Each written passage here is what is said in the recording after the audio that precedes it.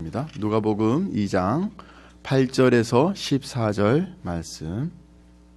우리 유수급 학생들은 영어로 읽고 우리 어른들은 한글로 읽도록 하겠습니다.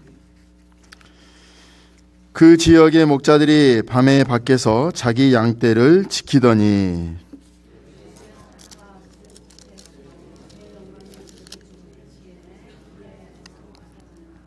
천사가 이르되 무서워하지 말라. 보라, 내가 온 백성에게 미칠 큰 기쁨의 좋은 소식을 너희에게 전하노라.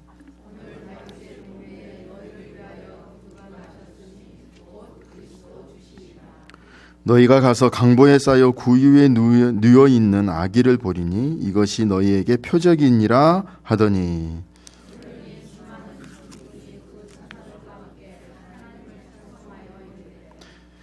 다 함께 있죠. 지극히 높은 곳에서는 하나님께 영광이요 땅에서는 하나님이 기뻐하신 사람들 중에 평화로다 하니라. 아멘. 메리 크리스마스. 네, 메리 크리스마스입니다. 오늘 아침 우리가 이 예배 드릴 때 우리는 그 2000년 전에 주님이 오신 그 특히 베들레헴이라는 곳에 그리고 그 메인저 그 먹이통이죠. 여물통에 오신 여물통에 그 누우신 그런 예수님을 우리가 기억하고 또 이렇게 감사하며 이 자리에 우리가 모였습니다. 어떤 분에게는 이 예수님이 오신 이 날이 참 이렇게 기쁜 소식이 될 수 있고요. 또 어떤 분들에게는 이게 하나의 연례 행사처럼 그냥 무덤덤하게 지나갈 수도 있는 그러한 이 주일 예배가 될 수도 있다는 거죠. 2000년이 훌쩍 지나버린 지금 이 시간에 주님이 나신 이 성탄의 소식, 이게 어떻게 보면 좀 우리에게는 너무 매너리즘에 빠진 그러한 이 하나의 예식 또 하나의 절기가 되어버리지 않았나 이런 생각을 합니다. 이 성탄의 기쁨 또 이 성탄의 신비가 이렇게 사라져버린 오늘날 그러면 우리는 도대체 어디서 우리 하나님의 이 정말 이 성탄의 그 음성을 들을 수 있을까 하는 것을 생각해 봐요. 보통 우리 사람들이요, 왜 예수를 믿나? 당신이 왜 예수 믿습니까? 이렇게 이야기를 할 때 보통 사람들이 생각할 때 마치 하늘에서 천사들이 찬송이 이렇게 울려 퍼지고요. 또 아기 예수가 탄생하는 것처럼 좀 신비한 일이 생기기를 바라기도 합니다. 가난한 사람들은 좀 부자가 되기를 바라고요. 이전에 없던 그런 능력 또 이런 재물 어떤 행운이 찾아오기를 소원합니다. 어떤 사람은 이런 방언이나 어떤 치유 또 환상 예언 이런 것들처럼 신비한 능력을 받는 것을 예수 믿는 목표로 삼는 사람들이 있긴 있다는 겁니다. 자, 그렇게 신비한 장소, 신비한 능력 그런 한가운데서 우리 하나님을 만나고 예수님을 만나기 소원하는 사람들이 사실 적지 않다는 거예요. 그러나 이 성경에서 만나는 이 성탄의 소식, 오늘 이 본문처럼 이 성탄의 소식을 볼 때 그런 신비한 것들에 별 관심이 없어 보이는 것처럼 보입니다. 오히려 신비가 아니라 그냥 평범한 아주 그냥 일상적인 그 가운데 이 성탄이 왔다는 것을 우리가 볼 수 있어요. 이 아기 예수 탄생 소식을 가장 먼저 접한 사람이 누구죠? 지식인도 아니고 종교 지도자들도 아니고 사회 지도층에 있던 사람들이 아니라 오늘 본문에 있던 사람들, 셰퍼드, 목자들이었어요. 목자들이 처음 예수님의 탄생 소식을 이렇게 접합니다. 여러분들이 잘 알다시피 이 유대인들은 한마디로 이 자존심 때문에 사는 사람들이었어요. 하나님이 택한 백성이다. 그리고 하나님이 택한 백성에게 하나님이 주신 그 율법을 지킴으로써 그 사는 자존심으로 사는 사람들이 바로 유대인이었습니다. 그들에게 그 율법 중에서도 그 마지노선이 있었어요. 다른 것은 이게 잘 안 지켜도 하나님께 예물 드리고 하면 되는데, 하나는 반드시 지켜야 되는 게 있는데 그게 바로 안식일이었습니다. 안식일. 그게 자기들의 신앙의 마지노선이었어요. 그 안식일을 지키지 않는 것은, 이것은 하나님 앞에서 죄인을 떠나서 자기 공동체 내에서 그것을 두고 보지 못한 정도로 굉장히 중요한 게 안식일이었습니다. 그래서 최고의 법인 동시에 가장 기본에 속한 것이 바로 이 안식일을 지키는 것이었죠. 그래서 안식일을 지키지 못하면 저 사람이 죄인이고, 안식일을 지키지 못하면 저 사람이 진짜 지옥 갈 사람이라고 낙인이 찍힐 정도로 그만큼 안식일이 중요했습니다. 그런데 좀 이렇게 생각해 보면, 성탄의 소식을 처음 접한 목자들, 이 사람들도 사실 유대인이거든요. 그런데 이 목자들은 안식일을 지킬 수 없는 직업에 속해 있었다는 거죠. 자, 왜냐하면 이 양의 꼴을 이렇게 먹이는 직업이기 때문에 이들은 어쩔 수 없이 안식일을 지킬 수 없는 그런 하층 노동자 계층이었다는 것입니다. 당시에 이러한 이 목자들은 사실 목축업을 전문으로 하는 사람들보다는요, 특히 예루살렘 근처에 있던 사람들은 예루살렘에 당시에 살았던 사람들이 약 한 3만 명 정도로 추정을 하고 있습니다. 그런데 그 3만 명 중에 거의 70% 이상은 예루살렘 성전에서 성전의 모든 것들을 다 섬기는 그 레위지파 사람들이 대부분이었다는 거예요. 그러면 1년에 대표적인 그런 제사를 3번 드리니까 거기에 쓰일 양들을 어디에서 준비를 하냐면 예루살렘 근처에서 다 준비를 하기 때문에 이 예루살렘 근방에서 목축을 하는 사람들의 대부분은요, 전문 목자들보다는 성전 관리인들, 그런 종교 지도자들이 돈을 주고 하이어한, 그래서 소위 성경에서 계속 말하는 삭군 목자들이에요. 진짜 목자가 아니라 돈을 받고 그들의 양을 길러주는 삭군 목자들이었어요. 그러니까 보세요. 이 사람들은 유대인이었어요.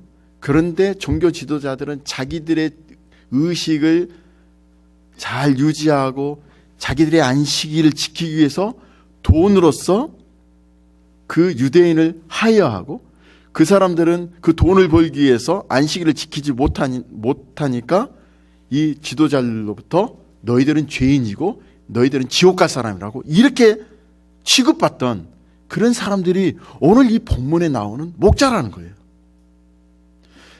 무슨 말씀인지 알겠죠? 그러니까 그냥 이 자기 양을 키우는 사람들이 아니라 생계를 위해서 할 수 없이 돈을 받고 키우는 그런 하층 가장 밑바닥 생활하는 사람들이 오늘 본문에 나온 목자였다는 것을 우리가 그걸 알아야 됩니다. 그러니까 예루살렘에 사는 사람들로부터 이 목자들은 항상 왕따를 당했어요. 왕따를 당해요. 항상 멸시, 천대받는 그런 사람이었다는 거죠. 어쨌든 이 유대인들은 안식일 법을 준수하지 못하는 이러한 삭군 목자들을 죄인으로 분류하고 누구 하나 관심을 갖지 않았는데, 우리 하나님은 그 하나님의 귀한 독생자 예수 그리스도를 이 땅에 보내실 때 이렇게 관심받지 못하고 소외된 그런 이 목자들을 선택해서 성탄의 메시지를 가장 먼저 알려주신다는 겁니다. 이게 바로 우리 하나님이에요. 그래서 선지자 이사야는 이사야서 61장 1절의 말씀처럼 주 여호와의 영이 내게 내리셨으니 이는 여호와께서 내게 기름을 부으사 가난한 자에게 아름다운 소식을 전하게 하려 하심이라. 자, 여기서 가난한 사람 누굴까요? 오늘 아까 읽었던, 제가 말씀드렸던, 사람 취급받지 못하고 생계 때문에 그 유대 공동체에서 죄인으로 취급받던 그 사람들이 바로 가난한 사람들이에요.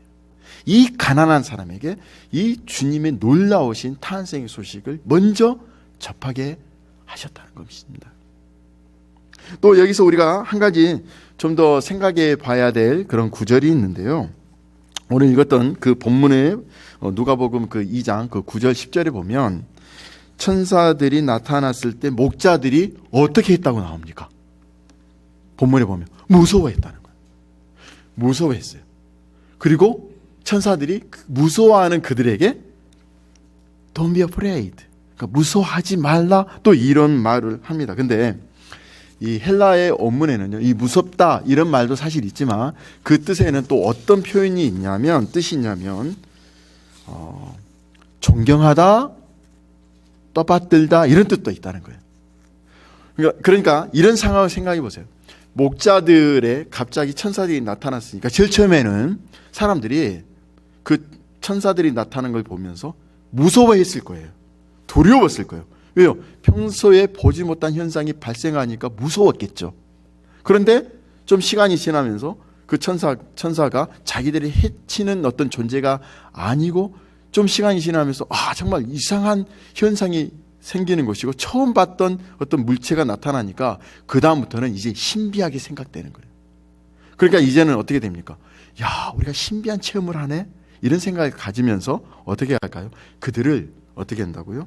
존경하고 떠받든 이러한 마음의 심정이 들었다는 것입니다. 그러니까 목자들은 한밤중에 나타난 천사들을 보고 그들은 어떻게 했다? 그 마음으로 그들을 떠받들었다. 이런 뜻이에요. 그런 그들을 향해서 어떻게 합니까? 천사들은 자기들을 떠받들지 말고 말이 Don't be afraid예요. 무서워하지 말라요. 나를 지금 신비한 현상이 일어나고 있는 우리들을 너희들은 아주 경외스럽게 생각하지 말라 그런 뜻이에요.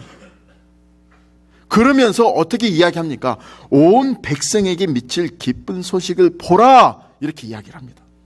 그 소식은 무슨 소식입니까? 베들레헴 그 초라한 곳에서 태어난 아기 예수를 보라는 거예요. 특별한 일이 아니라는 겁니다. 천사가 나타난 일은 참 기이하고 신비한 일이겠죠. 그러나 성경은 그런 기이하고 신비한 일이 눈을 팔고 있는 그런 목자들을 향해서 너희 지금 이런 신비한 현상에 눈을 팔지 말고 진짜 너희들이 눈을 팔 때가 있다. 그것이 바로 다른 곳에서 베들레헴 구유에 태어나신 예수 그리스도를 찾아가 보라. 너희들이 진정으로 눈을 팔 곳은 바로 그곳이다. 지금 그 이야기를 하고 있어요. 보잘것없는 마을 베들레헴, 가난한 한 부부, 더럽고 냄새나는 그 구유 안에 누워있는 예수 그리스도에게 너희 눈을 지금 집중해라. 그 이야기를 하고 있는 말이라는 겁니다. 하늘 위를 쳐다보는 게 아니라 낮고 낮은 곳을 바라보라고 가르치고 있어요. 이게 바로 성탄의 메시지예요. 이것이 바로 오늘 이 제목처럼 목자들이 경험한 그런 예수님의 그런 탄생. 그러면 우리는 이 천사들이 우리에게 오늘날 메시지를 어떤 메시지를 주는 걸까요? 너희들 신비한 거, 이러한 것들 좀 존귀하고 고귀한 것들에 눈에 파지 말고 정말 낮고 낮은 곳에 찾아오신 그 예수 그리스도를 봐라. 지금 그 이야기를 하고 있다는 겁니다. 그러니까 성탄은 우리 하나님께서 이 멸망의 존재로 세상에 머물고 있는 우리를 찾아오신 사건, 이것이 바로 성탄이라는 거예요. 우리 인간들은 대개 신을 생각할 때 어떻게 합니까? 멀리 우리가 보이지 않는 어떤 높은 곳에 있으면서 우리 인간이 잘하면 상을 주고 못하면 벌을 주는 그러한 신으로서 보통 생각을 하거든요. 그런데 성탄은 그 신이 낮고 천한 우리 인생에 들어오셔서 죄악 속에 뒹굴어가며 아무 소망도 없이 살아가는 우리를 더럽다고 외면하지 않으시고 오히려 붙드시고 간섭하시면서 생명으로 이끌어 가시는 하나님으로 인해서 큰 위로를 주는 사건이 오늘날 우리에게 주는 성탄의 메시지란 겁니다. 하나님께서 우리를 찾아오셨다. 이 말은 무슨 뜻일까요? 더 이상 우리는 우리가 하나님께 나아가기 위해서 힘쓰지 않아도 된다는 뜻입니다. 우리는 절대로 하나님께 나아갈 수가 없기 때문에 하나님이 우리에게 오실 수밖에 없었다는 거예요. 이것이 바로 하나님의 은총 아닙니까?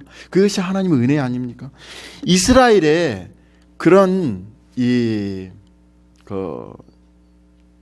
자기들이 갖고 있었던 고충이 뭘까요? 자기들이 스스로 만든 그런 법률로 인해서 하나님께 나아가기 위해서 열심히 노력을 했지만 늘 항상 실패했던 게 바로 이스라엘의 그런 고충이었고 고달픔이었습니다. 하나님의 규례를 지킴으로 하나님께 나아갈 수 있다고 생각한 것, 이것이 이스라엘의 고달픔이었어요. 그러나 우리 하나님은 우리의 힘으로 하나님 은총을 받아내야 한다, 이게 아니라 너희들은 절대로 할 수 없다, 할 수 없기 때문에 내가 너희들의 감화하고 오신 이 사건이 성탄의 메시지란 것입니다. 그렇기 때문에 성탄은 이런 시기와 질투와 미움과 탐욕과 갈등으로 가득한 우리 삶의 현장으로 들어오셔서 그 모든 더러운 것을 대신 지시고 십자가에 죽으시는 길을 가심으로써 우리를 죄의 저주에서 건지시고 자유케 하신 크시고 놀라운 은혜에 감사하고 찬송해야 하는 은총의 사건이라는 것입니다. 그런데 이 성탄을 이러한 은총의 사건으로 바라보며 나에게 찾아오신 하나님으로 기뻐하고 감사하기보다는 우리는 성탄을 단지 즐기려 하고 단지 우리의 육신의 유익을 찾고 있는 게 바로 지금의 세태라고 생각을 합니다. 하나님께 나아갈 수 없는 우리에게 우리 하나님이 찾아오심으로 우리로 하여금 하나님께 나아갈 수 있는 길이 되시고, 하나님의 그 낮아지심으로 인해서 우리가 높임 받게 되는 그런 대역전을 가능하게 하신 이 성탄의 사건에서 우리가 우리 주 예수 그리스도를 믿는다는 것, 이것이 무엇을 의미하는가를 우리가 배울 수 있어야 된다는 것이죠. 본문은 성탄을 경험한 목자들의 이야기죠. 너희를 위하여 구주가 나셨으니 곧 그리스도 주시니라. 이 말이 무슨 말입니까? 우리 힘으로는 구원이 불가능하다는 것을 이야기하고 있습니다.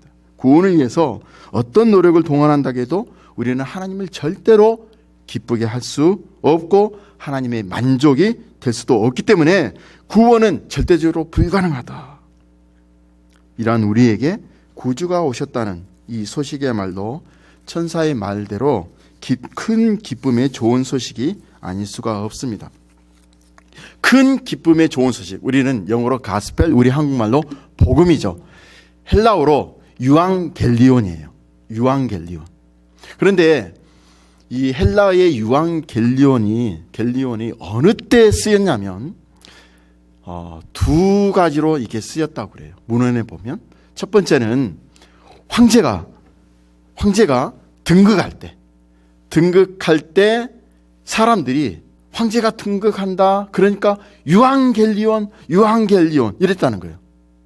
이만큼 좋은 기쁨의 소식이었다. 자, 유는 좋은 이런 뜻이에요. 앙겔리온은 소식입니다. 그러니까 기쁜 소식이죠. 황제가 등극한다, 그러니까 로마 시민이요, 이런 기쁨의 소식이었다. 왜 기쁨의 소식이냐면 당시에 황제가 등극할 때 대부분의 죄수들이 사면이 됐습니다. 그러니까 죄수들에게는 그 황제가 등극하는 게 뭘까요? 자기들에게는 기쁨의 소식이에요. 그리고 또 두 번째가 있어요. 뭐냐면 특식이 배급이 됐대요. 당시에 귀족들만 잘 먹고 살았지 평민들은 정말 배고픔을 면하지 못한 그런 사회에 이 유앙겔리온, 이 한마디는 서민들에게 있어서 정말 기쁨의 소식이었다는 거예요. 그러니까 보세요. 이 목자들에게 유앙겔리온, 이 뜻은 무엇과 똑같을까요? 너희들에게 진짜 왕이 등극했다, 그런 뜻이고 너희들에게 유익이 있을 거다, 바로 그 뜻이 바로 이 크고 기쁜 좋은 소식이란 뜻입니다. 두 번째, 유앙겔론이 또 어느 때 쓰였냐면 페르시아하고 그리스가 전쟁을 해서 이 그리스가 나중에 승리를 하고 했던 그 승리했을 때 사람들이 외쳤던 유앙겔리온, 승리했다, 바로 그 뜻이라는 거예요. 그러니까 우리가 전하는 이 복음은요, 이런 아주 좋은 뜻이 있습니다. 단지 예수님이 탄생해서 기쁜 소식이다 이런 것도 있지만 아까 말씀드린 것처럼 왕으로 오셨다. 우리에게 유익이 있다. 그리고 승리했다. 이것이 바로 유앙겔리온, 우리가 전하는 그런 복음의 메시지예요. 이 크고 좁은 이 복음의 이 좋은 소식, 당시에 목자들이 들었을 때는 그 상황을 이해했던 이 목자들은 이런 뜻으로 이해를 했다는 거예요. 아, 왕이 왔구나. 아, 우리가 뭔가 유익이 있겠네? 승리할 수 있겠구나. 이런 뜻으로 그 하찮은 목자들에게 희망을 주었던 그런 소식이었다는 겁니다. 천사가 전한 이 큰 기쁨의 좋은 소식. 그래서 오늘 우리에게도 이러한 심령에도 깊숙이 들어와 자리할 수 있어야 된다고 생각을 합니다. 오늘 12절에 보면 너희가 가서 강보에 쌓여 구유에 누워있는 아기를 보리니 이것이 너희에게 표적이니라 이렇게 말을 하죠. 그러니까 구주가 나신 사건에서 목자들이 할 수 있는 일은 뭘까요? 해야 할 수 있는 일은 그저 가서 구유에 놓여있는 예수를 보는 것, 그거였어요. 그냥 예수를 보는 것이었어요. 그런데 그것이 구원이라는 겁니다. 그러니까 구원은 오직 우리 하나님이 행하시는 일일 뿐이고 우리가 할 수 있는 것은 아무것도 없다는 겁니다. 우리는 단지 하나님이 행하시는 그 구원의 일을 보면서 그 예수 그리스도 온 것에 대해서 감사하듯이 하나님 우리에게 구원을 베풀어 주셨구나. 하나님 백성 삼아 주셨구나. 그러면서 우리가 감사하고 찬송할 뿐이라는 거예요. 하나님의 권능, 하나님의 구원을 보면서 우리 하나님의 긍휼과 사랑에 감사하고 찬송하는 것 말고 우리가 할 수 있는 일, 해야 할 일은 없다는 것입니다. 자, 구유, 영어로 manger 이게 되어 있는데요. 당시 우리가 언뜻 잘못 생각하고 있는 게 우리가 볼 때 물어봅니다. 예수님이 어디에서 나셨지 하면 사람들이 보통 입에서 자동으로 나오는 게 뭐냐면 말구유라게. 근데 성경에는 말구유 없습니다. 그냥 구유입니다. 근데 당시의 상황을 잘 살펴보면 베들레헴의 당시에 그 문헌을 보면 베들레헴이 어느 정도로 작은 도시냐면 약 300명 정도만 살았던 정말 눈에 띄지도 않는 마을이 베들레헴이었대요. 그러니까 그 베들레헴에 과연 여관이 있었을까요? 많이 있었을까요? 한두 개 있었겠죠. 그리고 당시에 이 생활상들을 이렇게 보면 일반 가정이나 이 숙박업소에 마구간이 사실 없대요. 그래서 소외양간도 아니라는 겁니다. 말 외양간도 아니라는 거예요. 베들레헴에서는 말이나 소를 키우지 않았다는 겁니다. 그래서 말구유 이 말은 틀리다는 거예요. 양이나 염소가 대부분이었어요. 드물게 나귀가 있었고 때로는 낙타도 있었다고 합니다. 그러니까 양이나 염소는 이제 이 울타리만 쳤지 추운 겨울날이 아니고서는 그냥 울타리만 쳐고 그냥 하늘이 그냥 보이는 정도였다는 것입니다. 겨울철을 대비해서 이 종려나무, 흙을 이용한 지붕을 씌울 때도 있었다는 거예요. 그래서 대부분의 목자들은 오늘 이 본문처럼 주로 들판에서 생활을 합니다. 겨울철이 아니면 들판에서 꼴을 뜯기면서 이 양과 염소들 함께 생활을 하는데 이제 야외에 머물다가 비가 오잖아요. 그러면 몸을 피하고 양이나 염소들을 숨기는 공간들이 많이 있어요. 당시에 그 베들레헴 지역에 석회암 산지에 생긴 자연 동굴들이 많이 있다고 그래요.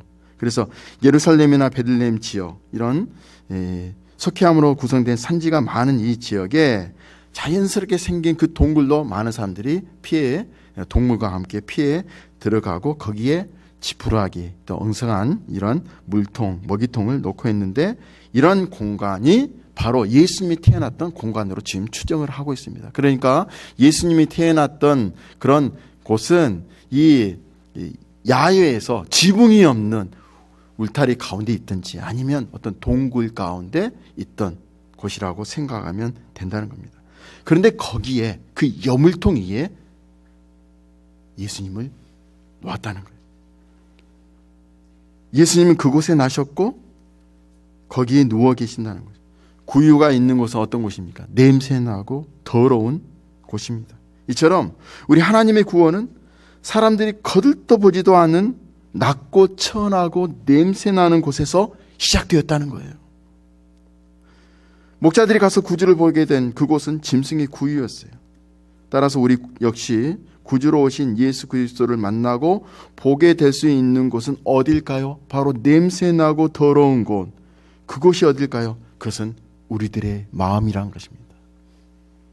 우리가 아무리 비싼 옷으로 겉을 치장하고 좋은 집에서 산다 하더라도 우리의 마음은 냄새나고 더러운 시궁창과도 같습니다. 그런데 예수님은 바로 그곳에 계신다고 합니다. 그렇기 때문에 우리가 구주로 오신 예수님을 보려면 어디서 봐야 됩니까? 냄새나고 더러운 내 마음속 깊이 내려가 보는 수밖에 없겠죠. 예수님이 구유에 나셨다는 거, 이것이 바로 또한 은총이라는 것입니다. 왜요? 더러운 곳에 오셔서 아직도 더러운 내 마음 가운데 계신 예수님이기 때문에 우리가 그 자체가 은총이라는 것이죠. 그래서 이 목자들의 성탄 경험, 오늘 우리들의 경험이 되어야 된다는 것입니다. 성탄의 사건은 2000년 전 먼 팔레스타인 지역에서만 일어난 사건으로 종결된 것이 아니라 오늘 저와 여러분에게서 일어나야 하는 사건이에요. 왜요?